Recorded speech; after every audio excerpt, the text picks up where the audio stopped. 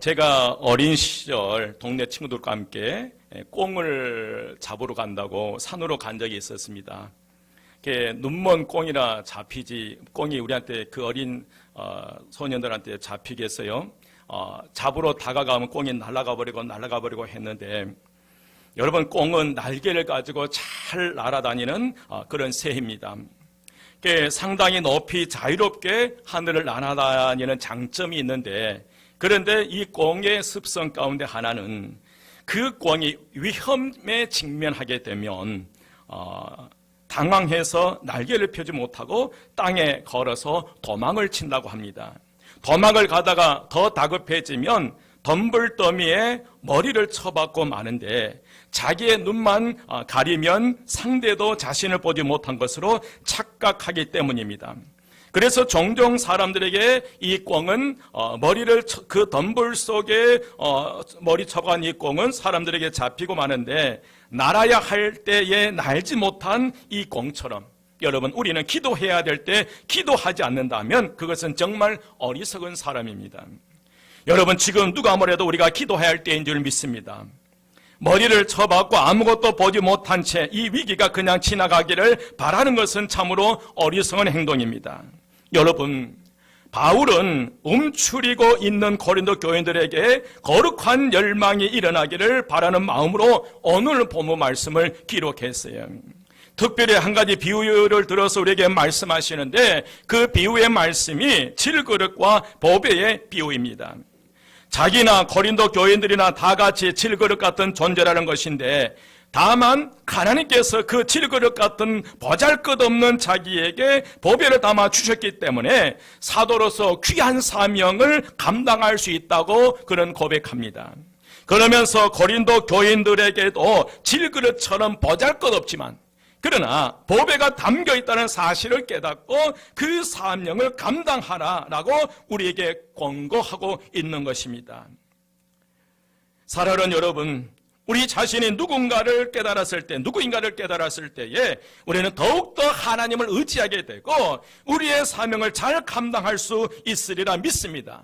그래서 오늘 사도 바울은 오늘 본문 말씀에서 이 시대를 살아가는 그리스도인들을 향해서 우리의 정체성을 분명하게 말씀하고 계시는데, 오늘 그 정체성 몇 가지를 살펴보면서 큰 은혜가 임하시기를 주의 이름으로 축원드립니다. 그 우리의 정체성 가운데 첫 번째로 우리는 질그릇 같은 연약한 존재라는 사실입니다. 이걸 우리는 기억해야 돼요. 우리가 어떤 존재라는 거예요? 질그릇같이 연약한 존재라는 사실을 기억하면서 우리가 살아가야 될 줄 믿습니다. 흙으로 빚어서 구운 그릇을 우리는 도자기라고 합니다. 이 도자기는 자기라는 사기 그릇과 독이라는 질그릇으로 나누어지는데, 사기 그릇은 불순물이 적고 미세한 모래 성분이 많이 포함된 백점토를 원료로 사용하고 있습니다. 이 흙에 위약을 바르고 1200도 이상의 고온에서 굽습니다. 굽기도 힘들고 좀 까다롭습니다. 그래서 단단하고 깨끗하고 아름답게 그 자기가 나오는데, 물론 값도 비쌉니다. 이에 비해 질그릇은 강가나 논바닥 같은 것에서 흔히 구할 수 있는 붉은 흙을 원료로 사용합니다.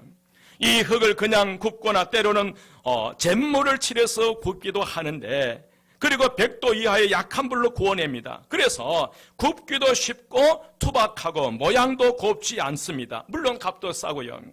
바울은 자기 자신이나 고린도 교인들이나 우리 오늘 이 시대에 살아가는 우리 모두가 다 질그릇과 같은 그런 존재라고 우리에게 말하고 있습니다. 여러분, 우리 모두가 질그릇 같은 존재라고 말할 때 두 가지 의미를 가지고 있는데, 그 하나는 우리의 가치가 별것이 아니라는 거예요. 우리의 뭐가요? 우리의 가치가 별것이 아니라는 거예요.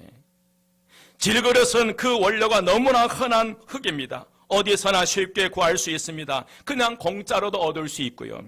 게다가 특별한 기술이 없어도 빚어서 구우면 되기 때문에 만드는데 별로 돈 드는 일도 없습니다. 그래서 질그릇은 그릇 가운데 가장 값이 싸요. 창세기 2장 7절을 보면 하나님께서 흙으로 우리 인간을 지으셨다라고 말씀하십니다. 그리고 창세기 3장 9절 말씀에 보면 너는 흙이니 흙으로 돌아갈지니라 라고 말씀하시. 바울이 질그릇이라 비유한 것은 정확한 말씀인데, 여러분 흙을 빚어 만든 존재라는 점에서 우리 인간과 질그릇은 같다라는 의미입니다. 사랑하는 우리 한마음 가족 여러분, 우리가 이 점을 결코 잊어서는 안 되겠습니다. 하나님의 눈에는 여전히 우리는 흙일 뿐이에요. 아무리 우리가 고상한 척하고 아무리 금은보화로 우리를 치장한다 할지라도, 아무리 우리가 품이 있는 척 해봐야 우리는 무엇에 불과하다? 흙에 불과하다는 거예요. 또 다른 하나는 우리가 질그릇이라고 했을 때에 우리에게는 연약하다는 그런 의미가 있어요. 어떤 의미요? 연약하다는 의미예요. 질그릇은 너무도 쉽게 깨집니다. 여러분, 질그릇의 성분은 흙 속에 여러 가지 물질들이 많이 섞여 있습니다. 유리 성분도 많이 있고요, 각종 이물질도 많이 들어있어서 하나로 단단하게 응집을 시킬 수가 없어요. 게다가 약한 열로 구웠기 때문에 흙 성분을 완전히 바꿀 수도 없습니다. 그래서 외부의 작은 충격에 쉽게 깨지고, 실제로 우리 인간이 여러분 그렇습니다. 강한 것 같지만은 쉽게 주저앉아 버리고 쉽게 깨지고 마는 게 우리의 인간, 연약한 우리 인간이에요. 요즘 전 세계가 지금 코로나19로 인해 혹독한 곤욕을 치르고 있습니다. 중국과 한국이 코로나19와 힘겨운 싸움을 할 때에 유럽인들은 코로나19는 아시안인들이나 걸리는 병이라고 하여 아시안들을 비하하는 그런 일도 있었습니다. 그리고 한국을 너나 나나 할 것 없이 각 나라에서 입국 금지를 해버렸어요. 한국과 중국이 혹독한 곤욕을 치르고 있을 때 유럽까지 감염되기까지 한 달이라는 기간이 있었지만은 사전에 그들은 대비를 하지 못했다는 거예요. 그러니 지금은 감당할 수 없을 정도로 곤욕을 치르고 있는 게 미국과 유럽입니다. 눈에 보이지 않는 작은 바이러스로 온 세계가 엄청난 고통을 당하고 있습니다. 여러분, 그만큼 우리 인간은 연약하다는 사실을 증명하고 있어요. 아무리 우리가 핵무기를 만들어내고 4차원의 어떤 그 인공지능을 사용한다 할지라도, 그러나 우리는 연약한 인간이라는 사실을 증명하는 것이고, 이 바이러스 앞에서 우리 이 연약한 인간이라는 사실을 깨닫고 우리는 더 겸손해져야 될 줄 믿습니다. 사랑하는 여러분, 우리가 다윗의 기도를 배워야 합니다. 다윗은 시편 39편 4절 말씀에서 나로 나의 연약함을 알게 하소서. 한번 따라서 합니다. 나로 나의 연약함을 알게 하소서. 아멘. 우리가 우리의 연약함을 아는 것이 지혜입니다.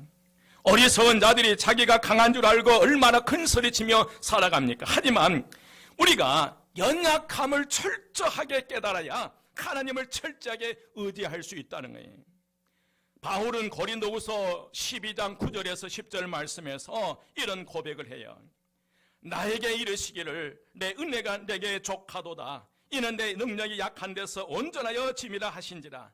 이러므로 도리어 크게 기뻐함으로 나의 여러 약한 것들에 대하여 자랑하리니 이는 그리스도의 능력으로 내게 머물게 하려 함이라.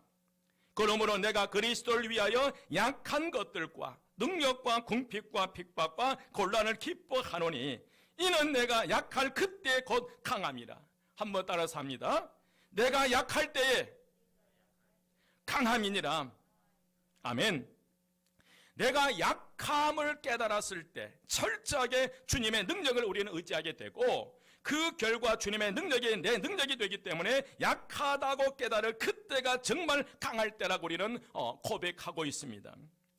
사랑 우리 한마음 가족 여러분, 우리는 질그릇같이 보잘것없고 약한 존재임을 하나님 앞에 깊이 깨달아야 될 줄 믿습니다. 거기서부터 우리는 하나님의 도우심이 시작되는 거예요. 나이가 질그릇같이 연약하고 나약하고 깨지고 한없이 연약하는 그것을 인정하고 그걸 깨달은 그 시점부터 하나님께서 강권통으로 역사하셔서 우리를 도와주시리라 믿습니다. 그래서 사도 바울은 정체성의 두 번째 가운데 오늘 우리를 향해서 우리는 보배를 담은 질그릇이라고 고백하고 있어요. 한번 따라서 합니다. 우리는 보배를 담은 질그릇입니다. 아멘. 질그릇 자체는 아무것도 아니지만 초라하게 짝이 없을지라도 그 안에 보배가 있으니 전혀 다른 인생으로 변화되어 버린다는, 오늘 7절 말씀에 보니까 우리가 이 보배를 질그릇에 가졌으니, 아멘, 이것은 질그릇에 색칠이나 하고 문이나 그리는 것과는 전혀 다른 차원이에요. 질그릇 위에다 금칠을 하고 은칠을 하고 이 색깔 저 색깔 입히는 게 아니라 비록 질그릇 그대로 있을지라도 그 안에 뭘 담으라는 거예요? 보배를 담으라고 말씀하십니다. 여러분, 그러하면 그 질그릇이라 할지라도 그 질그릇에 보물을 담을 때 보석함이 되는 거예요. 이 말 설교하다 보니까 갑자기 제가 해제에 있을 때 생각이 납니다. 그 도리포에서 고려 청자기가 발견됐어요. 그런데 그 어민들이 그물질을 하다가 그 그물 속에 가끔 그 도자기 하나씩 걸려 나오는 거예요. 그런데 이분들은 그게 이 고려 청자기를 모르고 그냥 개 밥그릇, 고양이 밥그릇을 사용하고 있었어요. 그런데 어떤 개 장수가 그 사실을 이제 그 도자기에 잘 아는 전문가가 그걸 보고 개를 사는 거예요. 그 개를 사면서 그러면서 그 주인에게 이 개의 밥을 줘야 돼. 밥그릇이 개 밥그릇이 필요하다. 그래서 그 개 밥그릇을 가지고 간 거예요. 그런데 사실 그 도자기의 전문가는 개보다도 어디에 관심이 있었어요? 개 밥그릇 도자기 그 청자예요. 여러분, 아무리 질그릇이라 할지라도 우리가 무엇을 담느냐에 따라서 그 가치가 전혀 달라지는 역사가 일어난 줄 믿습니다. 비록 질그릇 그대로 있을지라도 그 안에 보배를 담으라는 것인데 요즘 시대에 그릇 자체도 화려해졌어요. 예를 들어 보석함 같은 것은 그릇 자체도 요즘은 굉장히 고급스러워요. 하지만 고대는 상황이 달랐습니다. 보통 금은 보아도 질그릇에 담아주는 관습이 있었는데 그럴 경우 전적으로 내용물이 그 그릇의 가치를 결정하는 거예요. 보물을 담아둔 질그릇은 그 안에 보물 때문에 좋은 대우를 받고 보호를 받고 그랬다는 거예요. 여러분, 우리도 마찬가지입니다. 우리는 쉽게 깨지는 질그릇 같은 존재들이지만 그러나 이 세상에서 가장 귀한 보배를 담은 그릇이라는 거예요. 믿으시면 아멘. 그 보배가 여러분 무엇이냐면 예수 그리스도예요. 하나님의 영광을 아는 빛이에요. 예수 그리스도의 생명이 우리의 보배라는 거예요.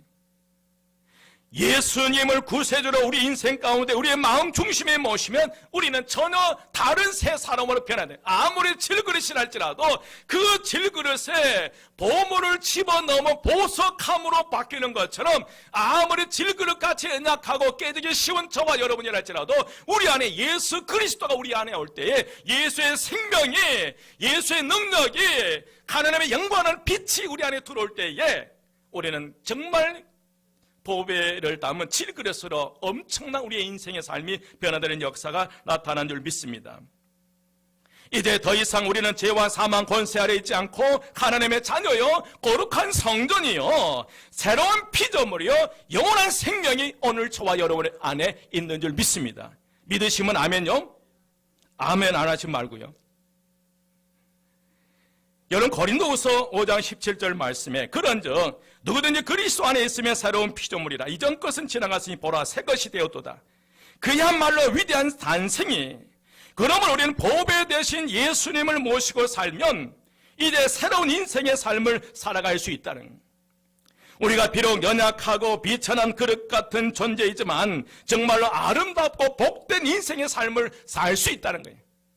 질그릇 같은 우리 안에 누가 들어올 때예요? 예수 그리스도, 예수의 생명이 우리 안에 들어올 때에 우리는 새로운 인생의 삶을 살아갈 수 있고 새로운 피조물이나 복된 인생의 삶을 살아갈 수 있어요. 어떻게 질그릇 같은 존재, 작은 바이러스에 꼼짝 못하고 있는 우리가, 그 연약한 우리가 어떻게 보배로운 그런 인생의 아름다운 인생의 삶을 살아갈 수 있을까? 오늘 그 말씀을 하시는데 어떻게 이게 가능할까? 그 첫 번째로 여러분, 나라는 질그릇에 보배를 담으면 예수의 능력이 나의 능력이 되는 거예요. 한번 따라서 합니다. 나라는 질그릇에 보배를 담으면 예수의 능력이 나의 능력이 됩니다. 아멘. 사도 바울은 온갖 고난을 다 겪은 사람이에요. 그러나 여러분, 바울은 그 안에 보배 되신 예수님을 모시고 그분의 능력의 역사로 승리했음을 간증해요. 오늘 7절 말씀에 보면 우리가 이 보배를 질그릇에 가졌으니 이는 심히 큰 능력은 하나님께 있고 우리에게 있지 아니함을 알게 하려 함이라. 여기에 능력은 디나메오스인데 하나님의 능력을 가리켜요. 여러분, 하나님의 능력의 원천은 우리 사람에게 있지 않고 하나님께 있다는 그런 의미예요. 예수의 생명, 예수의 능력을 담은 이 사도 바울은 8절에서 9절 말씀에 엄청난 그런 고백을 해요. 여러분, 8절과 9절 말씀에 보면 함께 우리가 읽겠습니다. 우리가 사방으로 우겨싸움을 당하여도 쌓이지 아니하며 답답한 일을 당하여도 낙심하지 아니하며 박해를 받아도 버림받지 아니하며 거꾸로 뜨림을 당하여도 뭐 하지 아니하고 망하지 아니하고. 믿으시면 아멘. 바울은 사방에서 압박이 오고 정신적으로 온갖 답답하고 괴로운 일이 닥쳐와고 핍박이 닥쳐와도 그리고 거꾸로 뜨림을 당하여도 망하지 않고 결국 승리했음을 고백하는, 이게 어떻게 가능하니? 우리 안에 예수라는 능력이, 예수의 생명이 우리 안에 들어올 때 이게 가능하다니. 마치 오뚜기처럼 다시 일어날 수 있음을 증거합니다. 여러분, 혹시 얻어맞고 넘어질 수 있어요. 그러나 완전히 기절하지 않고 다시 일어나니. 여러분, 그 조력, 그 생명이 어디에서 나옵니까? 바울 자신에게서 나오는 것이 아니라 예수 그리스도에게서 나온다는 사실이, 그분이 바로 내 안에 그리스도께서 내 안에 계심으로 말미암아 그 그리스도를 통해서 우리에게 이 엄청난 능력이 나오는 줄 믿습니다. 여러분, 하나님을 믿는 성도라고 해서 세상 살면서 고난이 면제되는 것은 아닙니다. 별의별 일을 다 당해요. 그러나 중요한 건 내 안에 보배, 즉 예수 그리스도께서 내 안에 계시면 그 능력으로 버티고 이겨내고 극복하고 결국 우리가 승리할 수 있다는 거예요. 여러분, 이 코로나19 바이러스가 우리 그리스도인들을 피하나요? 아니에요. 목사님도 죽더라고요. 여러분, 아무쪼록 질그릇같이 연약하고 부족할지라도 여러분, 세상이 힘들고 어렵더라도 보배 되신 예수 그리스도의 능력으로 당당히 승리하는 오늘 저와 여러분이 되시기를 주의 이름으로 축원드립니다. 두 번째로, 우리가 어떻게 그런 보배롭고 새로운 인생의 아름다운 인생의 삶을 살아갈 수 있을까? 여러분, 두 번째는 나라는 질그릇에 예수라는 보배를 담을 때에 예수의 생명이 나의 생명이 되는 거예요. 믿으시면 아멘. 한번 따라서 합니다. 나라는 질그릇에 예수라는 보배를 담으면 예수의 생명이 나의 생명이 됩니다. 아멘. 여러분, 우리 교회 뒤편에 목련꽃과 벚꽃이 있는지 혹시 아세요? 이 설교하려고 솔직히 제가 한번 가봤어요. 그랬는데 아주 목련꽃이 예쁘게 피었고요. 이제 벚꽃이 피려고 이제 확 피어가더라고요. 여러분, 겨울에 죽은 듯이 과연 이 우리 교회 뒤에 있는 그 나무들이 살까 했어요. 그런데 살아난 거예요. 봄바람이 불어오니까요.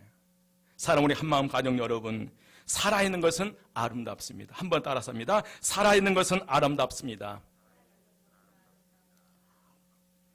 여러분, 살아있는 것은 성장해요. 식물도 생명이 있으면 잎을 내고 꽃을 피우고 열매를 맺습니다. 그 안에 뭐가 있기 때문에? 생명이 있기 때문에. 마찬가지로 질그릇에 담겨진 예수의 생명이 그리스도인들로 하여금 믿음이 자라게 하는 거예요. 저는 새벽마다 간절히 기도합니다.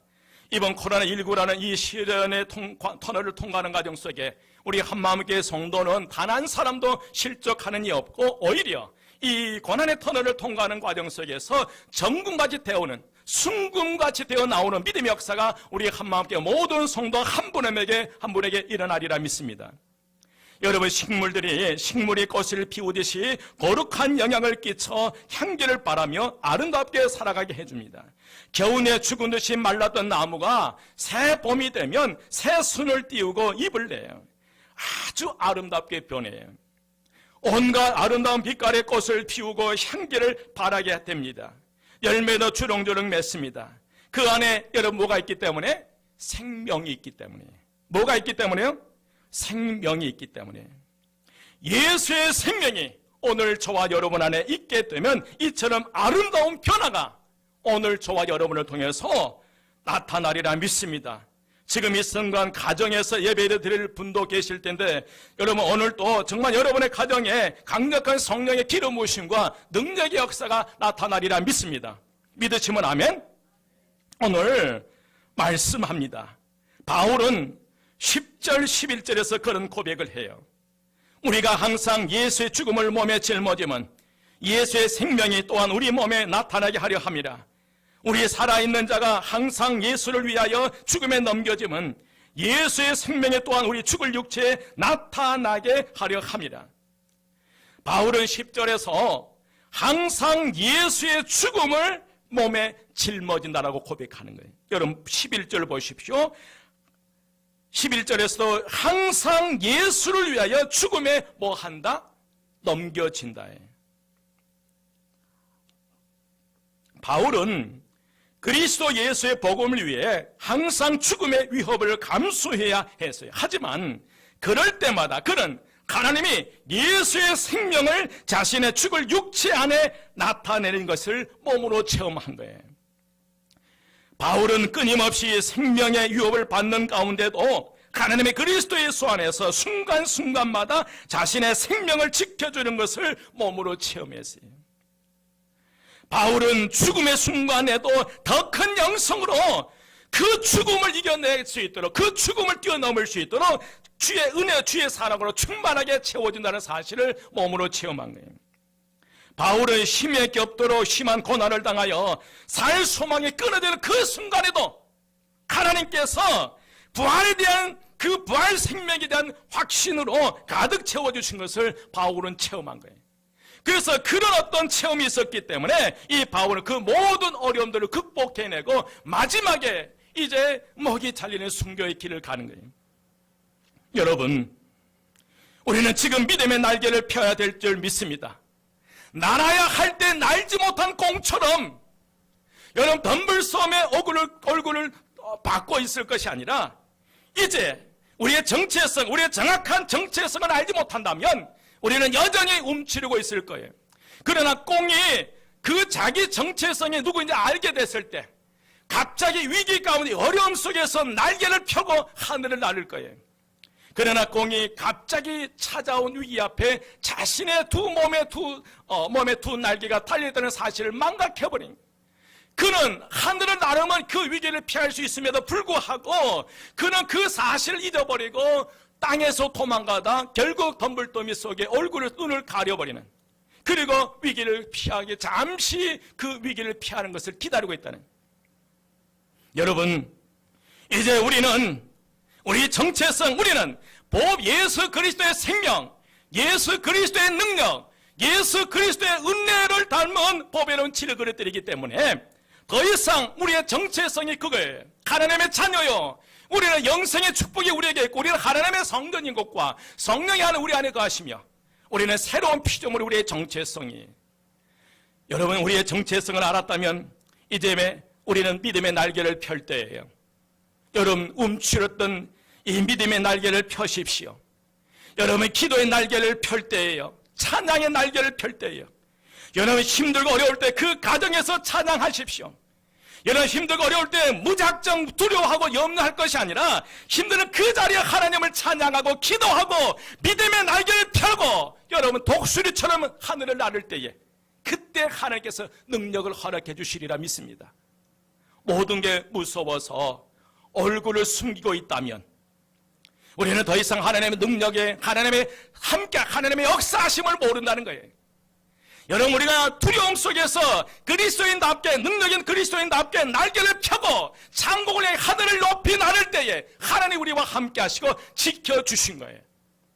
그런 하나님의 역사가 오늘 우리 모든 성도들에게 임하시기를 주의 이름으로 축원드립니다. 여러분, 이탈리아의 한 의사, 33살 정도 되는 한 의사가 이 율리안 우르반이라는 의사인데, 그는 이번 신종 코로나 바이러스 환자를 치료하다가 하나님의 임재하심을 체험하고 쓴 간증이 있더라고요. 오늘 그 간증을 한번 제가 읽어드리겠습니다.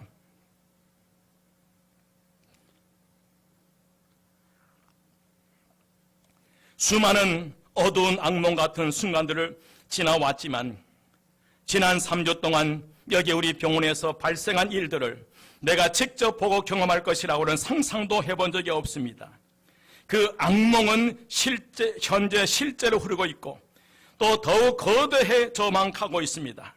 처음에는 몇 명이 병원으로 실려왔습니다. 그 다음은 몇십 명 그리고 몇백 명이 몰려옵니다. 이제 우리는 더 이상 의사가 아닙니다.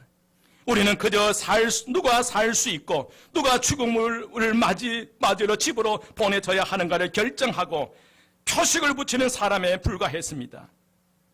비록 그들이 평생 이탈리아의 세금을 성실히 납부했다 해도 그들은 죽음을 준비하도록 집으로 되돌려 보내집니다. 2주 전까지만 해도 나와 내 동료들은 무신론자였습니다. 이것은 이상한 일이 아닙니다. 우리는 하나님의 임재 같은 건 믿지도 의지하지도 않았고 그저 사람을 치료하는 논리적 학문인 의학을 배웠습니다. 나는 언제나 내 부모님의 교회에 나가는 것을 비웃었던 사람입니다. 그런데 9일 전 75세 한 목사님이 신종 코로나 바이러스 확진자로 우리 병원에 도착했습니다.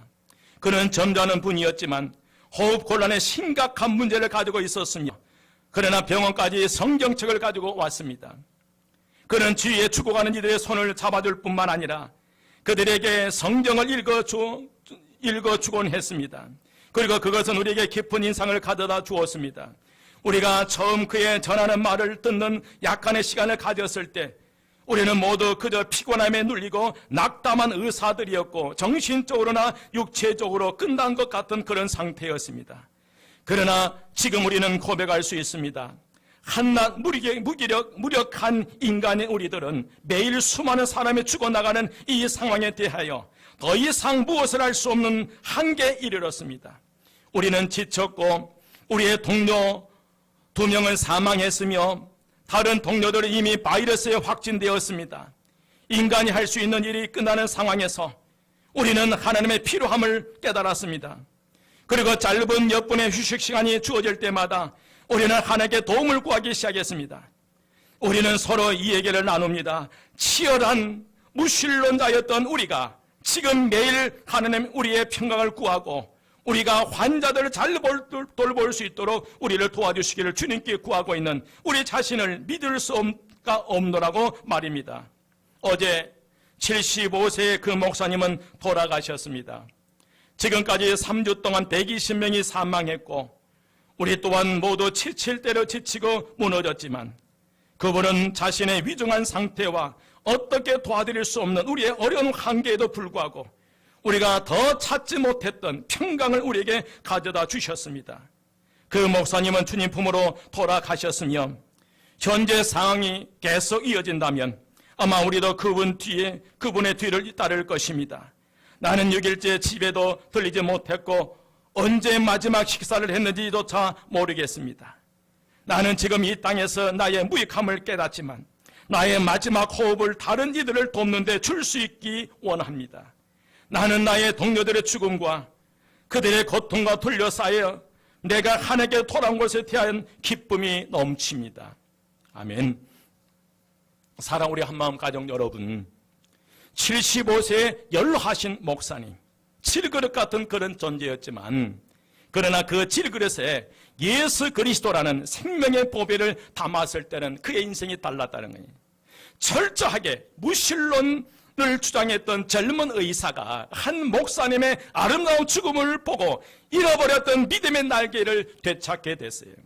그리고 그도 한없이 연약한 질그릇에 불과했지만 그러나 자신의 정체성, 연약한 질그릇에 예수의 생명, 예수의 능력이라는 보배를 담았을 때에 그 질그릇 같은 존재가 아니라는 것, 보배함이라는 사실을 뒤늦게 깨달았던 이 의사는 지금도 한 생명이라도 더 살리기 위해서 죽음을 각오하고 있는 그런 사람으로 인생이 변화되어 버렸습니다. 사랑하는 여러분, 자신의 정체성을 상실하고 날아야 할 때 날지 못한 꽁처럼 우리 살아가지 맙시다. 우리는 예수님의 생명을 담은 보배로운 질그릇입니다. 그런 우리가 움츠리고 있다면 우리 안에 생명의 역사가 나타나지 않습니다. 우리는 지금 믿음의 날개를 펼 때입니다. 여러분, 찬양의 날개를 펼 때입니다. 기도의 날개를 펼 때입니다. 사랑하는 여러분, 그리스도인은 결코 망하지 않습니다. 생명이 그 안에 역사가 그 생명이 나타나기 때문에 겨울에 죽은 듯이 있던 나무가 생명이 있을 때 봄에 아름다운 꽃을 피운 것처럼 우리 믿음의 사람들은 반드시 이 위기의 상황 속에서도 아름다운 꽃을 피우고 열매를 맺으며 그리스도의 향기가 나는 믿음의 놀라운 역사가 오늘 저와 여러분의 가정에 나타나리라 믿습니다. 여러분, 우리는 결코 신종 코로나 바이러스가 우리의 영혼까지, 우리의 신앙까지 감염시키지 못하도록 믿음의 날개를 펴고 여러분, 독수리처럼 하늘을 향해 창국을 높이 나누는 그런 믿음의 능력 있는 그리스도인들이 되시기를 주의 이름으로 축원드립니다. 아멘.